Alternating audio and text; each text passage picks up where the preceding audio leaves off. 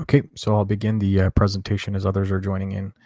Unfortunately, we had some technical difficulties, and that is the reason why as to why we weren't able to obviously start at an earlier time. So once again, I apologize. And for those who have missed this presentation or who are not live, please do know that this will be recorded, so you can obviously play it back, given that we have shared the link with you. So we'll begin our presentation. Now, first and foremost, welcome to the first ever finance talk by bestcreditresources.com. Our aim is to provide you quality value in terms of anything dealing with credit and real estate investing, business financing, and in the realm where credit approval is required. And that is our mission. The first thing I'd like to talk about is who I am. All right. So you may be wondering, what is this talk about? Who is this gentleman speaking on the other side? So let me begin by saying that my name is Ali Taraftar. Currently living in Montreal, Canada, and obviously I do business all across the world with many clients in different industries. My biggest audience and customer base is in the United States. I'm highly specialized and are an acclaimed sought-after consultant in the world of finance, investment banking, as well as business, and of course, not to mention credit. I've authored the book called The United Credit of America, which can be found on Amazon. Also, I'm the founder of Best Credit Resources, and we can definitely talk about that and what the company does after the presentation. Now, what is the goal of Finance Talk? Why did we start this weekly event online? Why are we broadcasting live? And what are we trying to aim to accomplish with this event? So, this is a definite event-based online gathering where I will be sharing insights, strategies, and important information in reference to the world of credit, debt, as well as real estate investing. I'd like also to help the listeners get a clear picture and idea of what to do in situations where they need funding with their credit, as well as what to look out for when investing in real estate, right? This is very important. So our goal is obviously to build a community where open discussions may take place and I can answer questions left by my audience and obviously the following sessions and events. This is also very important. So our aim is essentially to start a platform where on a weekly basis on this Saturdays, you come together, we discuss real estate, we discuss credit, debt, among other great things that relate to credit. And we help you get some clarity on specific topics and subjects. And you ask questions and we answer.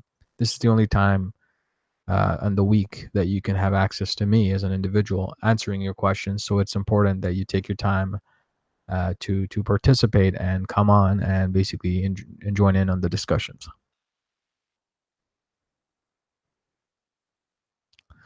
Now, here are some of the immediate benefits that you get by attending Finance Talk.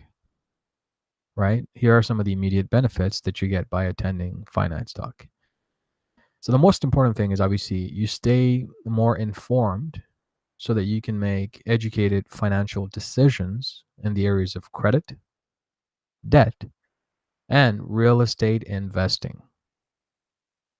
You also get we discuss the issues that you have, and I answer by giving you solutions that would benefit not just yourself, but also the community that is participating in our discussions on a weekly basis. And once again, this is an open community. This is a workplace of individuals get together who are eager to learn and also to contribute at the same time. And the most important one of all is the fact that you get access to the most up-to-date information and content, right? So a lot of people who are doing these types of presentations, who are going out there and who are speaking, what they end up doing is they give you outdated information that is no longer applicable in today's standards. Now, why is that important? Why is it that you absolutely need updated content and up-to-date information?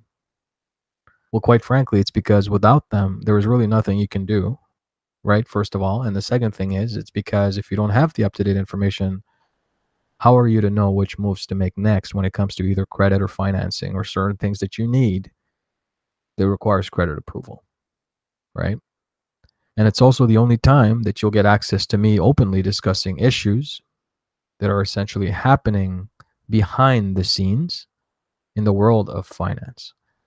This is something that I need to be open about. There are a lot of consultants and financial professionals out there that are holding back this information, and I feel that they're really harming the people that they're trying to serve. So the end result is, by attending this weekly finance talk sessions online on YouTube Live, not only are you getting access to the most up-to-date content as I've described, but you're also getting access to what's happening behind the scenes and how these decisions are being influenced, with Congress, with certain financial institutions, insurance companies, and all the major key players out there. So let's get started with today's topic, right? Let's get started with today's topic. Today's topic is the financial benefits of good credit. The financial benefits of good credit. Before we delve into the actual aspect of the benefits of good credit, we need to ask ourselves, what effects does bad credit have on you? Right? We need to realize our current standing. We need to realize what bad credit can really do to you before needing or desiring better credit, right? We obviously want to be in a position where we have good credit. We obviously want to be in a position where we're benefiting from good credit. But in order to kind of really appreciate that, right, we have to see, okay, well, where am I today? Where do I stand in my financial situation or credit condition? And based on that, can I do certain things that will help me achieve a better outcome, right? So the first thing about having bad credit is that not only will you have be in decline, but you won't be able to borrow money or credit. You need that, right? In the economy today, if you don't have that, it's a very difficult situation to be in. You're also being denied perhaps for a mortgage, right? So that means you cannot get the house or home that you want, and you'll have to settle for less or maybe not even at all. It also causes you to pay higher interest rates, right? You have applications that you can apply for when it comes to a job, because some of these employers require you to have good credit, and you may not be accepted. Just, your candidacy may not be considered because of the fact that you have bad credit. Another issue is if you have a car and you're trying to save money every month, if you're leasing or financing, you may end up paying a lot more than the people with good credit. And that's a problem because that's burning cash, right? That's things that you could have added to your savings or some things that you could have used otherwise. But now you have to put it towards your car payment due to the fact that you have bad credit. Also, right, which is a very essential key to building wealth, it's insurance. We all know this. And if you want to have good rates and good payments on insurance, certain companies, insurance companies, they require that you have positive credit rating.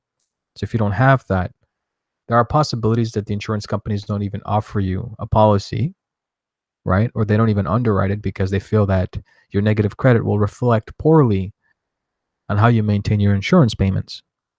And you don't want to be in that situation, because what it will do is it will affect your ability to build wealth and leave something for the next generation. You don't want to be in a situation where you're trapped because your credit is bad, right? You want to be able to carry on and be able to provide for your next generation when it comes to significant wealth and leaving them something behind. And you don't want to be denied that opportunity just because of some negative items in your credit report. It just sounds silly.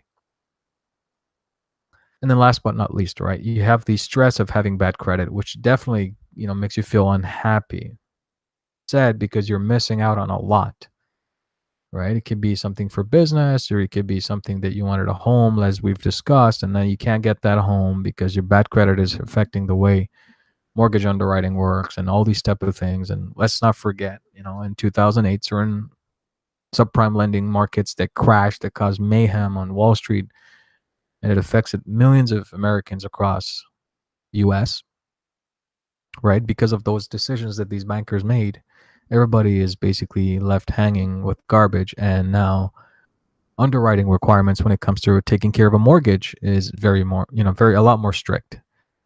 So these conditions, you don't want to be in that situation. So bad credit, all these negative things we just discussed, that's what happens when you have bad credit.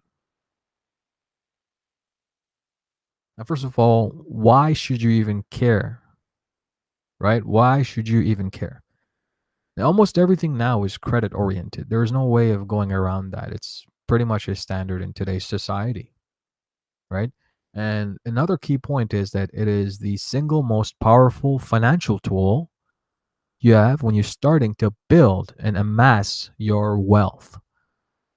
Okay? It's a very powerful financial tool. You need credit. It is the key to leveraging and staging your financial success. Right? What does that mean? Well, it is a tool that is used like where you have to borrow, you're able to get financing and you're able to move ahead with your financial outcomes. If you don't have credit, obviously you're going to have a very difficult time trying to leverage as much as possible and to be able to borrow at obvious decent low rates. Okay? And in most cases, it's really a necessity, right? It's not really an option to have bad credit. You need it. Right? And today, like I said, it's a standard, it's a societal standard. But if you don't have good credit, right, not only are you left behind, it's you're not even conforming to the regular standards of society, which is a very bad thing. So you don't want to be stuck there. And real estate investors rely on good credit to conduct ongoing transactions that result in good yield. Because if you don't have good credit and you're, let's say, going into multifamily financing and you have, like, let's say, 8-plex and you have tenants in there and then they're paying their rent, and sometimes you have vacancies, so you have to fill up those spots. And some of the months, right, because of your vacancies, your mortgage payments are really hurting you. Now imagine if you had to pay a higher interest rate and your payments are a couple of hundred extra dollars a month and you're in the negative cash flow. But because of, let's say, good credit, you have positive cash flow. And maybe it's a couple of $100. Yeah, you're not really profiting because your vacancies are still there. But it can mean the difference between going negative on your balance sheet and you having to fork out money out of your own pocket in comparison to actually making the tenants really pay your rent for you and the mortgage for you, as well as, because of your good credit, not going in that negative cash flow situation.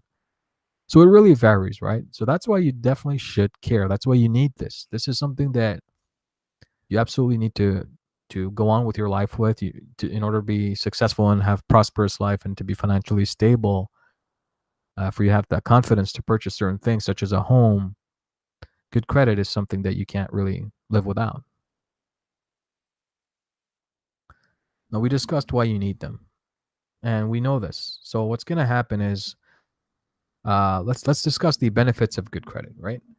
So you get to borrow a lot of money on large credit accounts, right? You can obtain a mortgage at good rates, have the leverage to negotiate better interest rate with your existing creditors, for all we know, as well as you can apply for decent jobs. For example, those who actually check your credit, who give you a higher pay, they require you to to make certain payments. At least you'll have the consideration to the candidacy of the job that you're applying for that actually require credit approval. Lower car payments. This is something that you can benefit from, because now you can actually drive the car you want without really worrying about the expenses that are coming out of your pocket because of the extra interest rates, right? So it's something that you can benefit from. You also get cheaper insurance costs, which is the obvious way of leaving a legacy for your family. And not only that, it's because the insurance companies will feel confident in your ability to sustain the premiums, which are necessary to keep the insurance alive and the policy alive. So that's a very important part of having good credit. And of course, you get the satisfaction of knowing that you can leverage and use your credit at any given moment just because you have access to it. That's true financial freedom. And I'd like to say something about financial freedom. I believe it's a myth.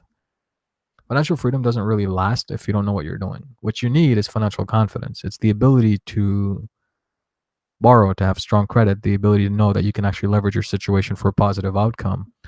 So let's aim for financial confidence, not just freedom. Okay. You want something permanent, you want something good. And today I'd like to introduce you to something I call the credit triangle. This is the credit triangle. The credit triangle goes through 3 different stages. The first stage is a credit audit. And of course, the second stage is the execution plan. And last but not least, we do some leveraging and staging. Here at Best Credit Resources, our aim is to provide consumers with the tools and resources they need to succeed financially. Not only that, but also in their areas of personal credit and developing personal credit, so that they have the confidence, like I said, to go out there and to borrow whether it be for a mortgage, for a home, for a car, for rental units, whatever it be that requires credit approval. Our goal is to make sure that we're helping you strengthen your credit so that you can go out there and make informed financial decisions in confidence. So we pioneered the credit triangle. So the first step in credit triangle is the credit audit. Why do we need this, right? So the credit audit is very simple, right? You obtain your credit reports. And here's a professional tip, right? You want to get it from annualcreditreport.com, or you can get it from Credit Check Total. Why do you need that? It's because you want to avoid the binding arbitration agreement with these three bureaus. Now, what does that mean? What does a binding arbitration agreement mean?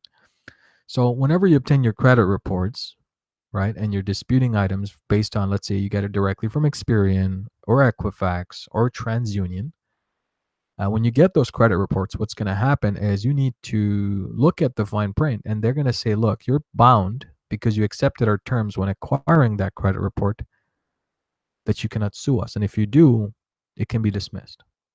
Now, it's not exactly the verbatim that's in the reports and how you acquire them, but it is something similar. So when it comes to legal issues, let's say if you ever were to go ahead and create a suit against these credit bureaus, either one of the three bureaus, and you obtain the credit reports directly from their website, right? What's going to happen is you can dispute the items. Yes, you have the right to do so. It's part of the Fair Credit Reporting Act. But when it comes to legal pursuit, or let's say lawsuits, there are certain things that you have to be careful about. So if you were to present this case to an attorney who's very confident and, of course, competent in the areas of credit, and if you were to look through the arbitration agreement on the reports that you obtain, and if he sees that, okay, well, you cannot sue us, et cetera, what can happen is, you may end up paying more legal fees to find ways around it. But in most cases, the courts will be looking at those documents and saying, look, when you got that report, you agreed to those terms. Okay? So we have to avoid that. And the way to do that is obviously to get third-party reports. And annualcreditreport.com gives you a free credit report once a year. Or you can just go to Credit Check Total. If you don't have an account, it's $1 of a trial. I believe it's for 14 days. But even it's slow to maintain. It's, I think, $20 to $30 a month. And you get all three credit bureaus. And then we can look through that and obviously audit your credit situation. You also have to make sure that you thoroughly review your credit reports, including all personal information, public records, inquiries, and all the negative items that are both positive and negative. This is important because, see, a lot of people, what ends up happening is you want to make sure that you have, this is important right here. This section right here is important. You want to have people or yourself look at and say, look, here is the information that I'm looking at, and here is the information that I need to fix, and I need to create a structured plan to be able to do that, right? Like, you need to be able to create a plan where you can say, well, this information is not accurate, this information is accurate, and et cetera, et cetera. So you always make sure that you have what it takes when it comes to your personal information, the public records, the inquiries, and all the negative items that are there, as well as the positive items for all we know. Right? You want to make sure that they're reporting accurately, and that they're not really, coming out as something that is not really accurate. The second stage is the execution plan on our credit triangle. Now we start preparing everything that you need to start disputing, and if we don't do it, then obviously you can do it yourself. And what that is basically looking at all the items that we discussed in stage one, doing an audit on your credit reports, all three of them, of course, and figuring out, okay, well, what are we going to do and how are we going to do it? So you have to get organized. It's very important. A lot of people go into the credit repair side and they try to dispute the items on their own. They don't have guidance and they don't really know what to do. So I hope that this presentation and the concept of the credit triangle helps you get that clarity that you need to start making that choice on your own. So the first thing you want to do is you want to get a series of binders, probably 3 of them, both hopefully with pocket binders, meaning on both sides of the folder you have pockets. So you can actually, put, let's say, outgoing letters and incoming letters just to get organized. You also want access to Google Calendar. The reason why you want that is because, let's say, every time you send out a dispute, you want to give yourself a notice and a reminder, and 30 days from that time to check on the status of disputes that you've sent out. And of course, you want a series of envelopes, stamps, etc., etc. Pro tip here is make sure that you always send your letters out certified mail with return receipts, because if you don't have that, then you don't know if your disputes are actually going out or not. And if you don't have evidence, let's say if you ever need to go up and show up in court, or to use that as a way to basically not strong arm, but your rightful negotiation tactic to get the credit bureaus to comply, you want some sort of evidence, documented evidence. And that's why return receipts on certified mail, they're very strong tools that you absolutely need during your dispute resolution process, right? Also, a very important thing that nobody will tell you this, but I think it's important because I personally feel there's a lot more success when this is done, is create a terms of dispute document. A terms of dispute document is something that will highlight the worst case scenario and a plan of action on expected outcomes, right? How does that work? So let's say if you create a terms of dispute document, you title it terms of dispute on top. And then you start saying, well, my goal and my affirmation is that I want to create a better outcome to get positive credit. And the way I'm going to be doing that is I'm going to be disputing the following items, and you list them down. And then the second thing you do is I'm going to dispute them by providing them with letters, by following up in 30 days, by sending return receipts. And then you say, in case of the worst case scenario where they come back all verified, for example, my second plan of action will be so and so. And after that, you do the same content as you did the first time. So I'm going to dispute that the second time. And if they come back verified a third time, let's say you give it another attempt, and then so on and so forth. And let's say the fourth time the attempt doesn't become successful, you get involved and you get the legal route, and et cetera, et cetera, et cetera. So you have to be willing to look at that and say, well, I want to see this through until the end, right? You have to be fully committed. So a terms of dispute document is really your commitment. It's something that's written in stone. It's the constitution of why you're fixing your credit in the first place. And it's your strategic operating agreement for yourself as an individual to give yourself realistic expectations so that when you're going out there, you're trying to fix your credit. Okay. Also, you have to prepare and send out the disputes. So make sure that you don't dispute more than 10 items at a time on your credit reports, because what happens now is, yes, you can do it. You can, like some people do like 20 items, which I don't know why, but sometimes they're successful, sometimes not. What you want is you want success. So if you want to have a higher chance of success, maybe you have 20 items and it's going to take you several rounds to fix your credit, but it's worth it because you know what? You're not trying to mess up the process. You're doing it the right way. My recommendation is keep 10 or less if you want a great outcome. And trust me, it works very well. And finally, on the third stage of leveraging and staging, part of the credit triangle, is you want to make sure that you review the responses that you get from these credit bureaus and take certain measures after that, right? Do not get more than 3 or more inquiries in a period of 6 months. So if you're applying for credit, what that means is, let's say you get the responses from the credit bureaus, the outcomes are positive, some items are deleted, right, and removed from your credit report, which automatically increases your credit score depending on what the item was. And once you have that, what happens now, you look at creditors, right, and you speak with the underwriting department. If you can't get access to that, what you do is you speak to somebody who makes a lot of these applications for their clients and say, well, let's say you apply for a furniture store, you apply for a store credit or whatever, and you say, look, I'm trying to help build my credit and I want to know exactly what the success ratio is. And if not, can you give me some guidance as to what the underwriting department is looking into? Because I don't want an inquiry on my credit report that's going to result in a decline or something that I won't get access to.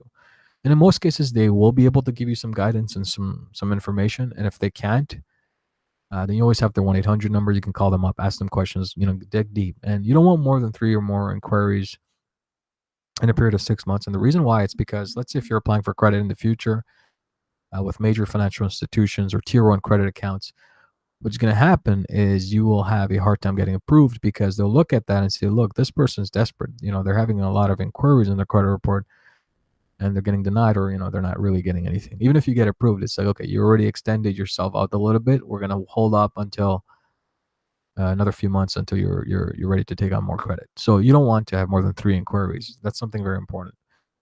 Also, be sure that you get approved, right? Like I said, increase your chances by applying after the disputes are successful. If you don't do that, obviously, not only will it get declined, but it'll look ridiculous because you're going to have to now go back into your credit reports and, fix up those inquiries as well, which is going to be a problem for you. And also go back to the old accounts that you have. If you already have established credit in your reports, And accounts like, for example, let's say you have a Bank of America $20,000 credit limit, you have nice decent income, and you want to say, okay, well, let me try to work with this to negotiate my rates for better or see what Bank of America has to offer me. And of course, you want to increase the limits that you already have and see if you're approved, and always ask them if they can do a soft pull. A soft pull is basically when they look at your credit file and they say, okay, well, this client's been with us for a while. He's been very stable. He's making his payments on time. He's paying off his balances based on these certain credit conditions. And of course, a promotional pull on your credit report, they can say, well, it's not going to give you an inquiry, which doesn't affect you negatively on your credit side. But based on these certain predetermined conditions, you're approved for an increase. So let's say from your $20,000 Bank of America card, now you're eligible for, let's say, 30 to 45,000, which is great. And you always want to take that, right? You always want to take whatever's offered to you without any negative outcomes on your credit report or your credit score, because you always want to show the other individuals and lenders out there that you're able to borrow. Now, certain times that can be counterintuitive. And the only time I say that is because let's say you're starting a business and you want to personally guarantee it, and they say, look, you already extended your personal credit. We're going to have to cut down on some of that prior for us to approve. So that's the only times that you really, you want to be careful with. So always remember that credit is a long-term objective, right? Results are not typical and they vary from person to person. Try to be patient and respond professionally to any rebuttals and objections given back from the credit bureaus. Always remain composed. Focus on getting outcomes. Focus on getting outcomes aside from just worrying about, oh, I want to remove the negative items, right? Because outcomes are the ones that are going to give you the results you want. Okay. Join and participate in discussions and ask questions, such as this presentation and finance talk in general, right? Of course, today we're talking about credit, the benefits of positive credit, right? But next week it'll be a whole different topic on real estate. So you stay tuned, you start discussions, and you stay involved in those communities. Because at the end of the day, like whatever you're doing personally, whether it be with your personal credit or your spouse or whatnot, you still want to be informed, right? You still want to be informed and make educated financial decisions. And once you're certain of the certain milestones and they're reached, okay, you've reached certain milestones, keep them that way, right? Let's say if you created a positive outcome in credit and fixing your credit in your room with certain negative items, keep it that way, right? Why? It's because you do not undo what you worked hard to accomplish. Okay, you've worked so hard to get there. Don't undo it. Okay, and avoid the silly mistakes that a lot of individuals make. So of course that brings us to, okay, well, thank you for introducing the credit triangle, Ali. You're welcome. But aside from that, right, what else do we need? Like, let's say if you're really not able to do this on your own, you're still not sure, you don't want to take that step, and you're looking for guidance, right? You're looking for guidance and you're looking for help. So let my team handle the heavy lifting for you in that case. And we will structure everything, right? That means from the letter negotiating to disputing the negative items that are on your credit reports. We also coach you on a 6 to 12-month financial plan.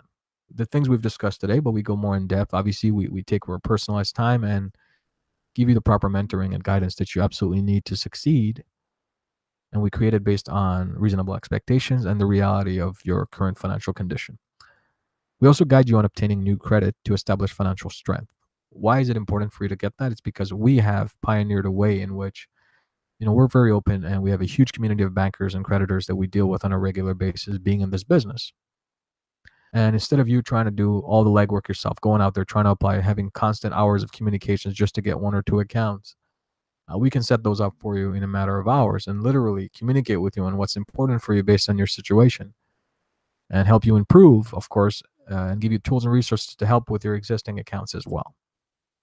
You also get top-tier professional financial advice. This is something that's an acclaimed service that we offer, because a lot of individuals out there who are just doing credit repair, I mean, okay, that's great. Their aim is to remove the items and negative items in your credit report and stuff. But the goal is, you want more than that. Negative items being removed is one point. That's not really credit repair. Credit repair and rebuilding is really a goal of financial planning. It's to get you the outcome you want. It's removing negative items that doesn't do anything for you. It's just an electronic piece of ether that's just sitting there. What you want, for example, is, okay, well, let's say John, let's say, what's your financial goal? My financial goal is to obtain a mortgage and to go into the home I want and to have enough cash flow so that I can save and leave a legacy for my family and eventually start a business, right? So you got all these three elements. So we created a financial plan based on those considerations, and we care enough to create it based on a 6 to 12 month plan, and we follow through and we make sure that you have the guidance that you need. Now that's a different ballgame. So we don't compare ourselves to credit repair companies or agencies out there, et cetera, et cetera. We're a pristine financial firm, right? We don't need to represent ourselves as credit repair. So Best Credit Resources is just more than that. It's a complete financial plan. It's a holistic solution for individuals that are really looking for financial change and complete financial transformation. That's what we offer. And of course, everything's hands-free. When you need the guidance from us, we help you with everything. We handle all the information that you need to get success, as well as the disputes and everything along with it. Of course, your involvement is very minimal. You need to check your mail. You need to correspond with us. You need to work with us on your financial plan. But the guiding that you get, and the mentoring that you obtain is very, very top notch. And that's why it's important. Like, you should consider us if you're really looking forward to complete financial transformation. And of course, if not, then you have access to this presentation that you can go over and do it yourself. So I thank you for, first of all, attending today's Finance Talk. I, first of all, want to apologize for the technical issues that we've had at the beginning. There were some concerns, obviously, because I don't know what's happening with Google nowadays, but feel free to write, right? If you have any feedback, comments, or questions, I'd like you to go out there and email me at talk@bestcreditresources.com, which is exclusive to these finance talks on a weekly basis. And if you'd like any questions answered on the next session, feel free to go ahead and email them to me so that I can do that for you. If you want to learn more about bestcreditresources.com, feel free to go to our website at bestcreditresources.com. And if you would like to get access to weekly physical events, literally meeting up in your city or somewhere, contact me. I'll put you in touch with an agent depending on where you're situated. There are very intriguing discussions. It's a get together. It's a small networking thing, and it's really discussing financial claims and objectives and giving you the guidance that you need. We're here to provide value. We're here to build a community of like-minded individuals who are really serious about their financial transformation and want to reach a higher financial goal for themselves, and to build that financial confidence that they can go out there and make purchases without really worrying on what their credit conditions are like. So once again, thank you so much for attending Finance Talk. Thank you for being here today on a Saturday, of course, and to join us in this discussion. I appreciate you and your time, and I look forward to seeing you on the next presentation. Bye for now.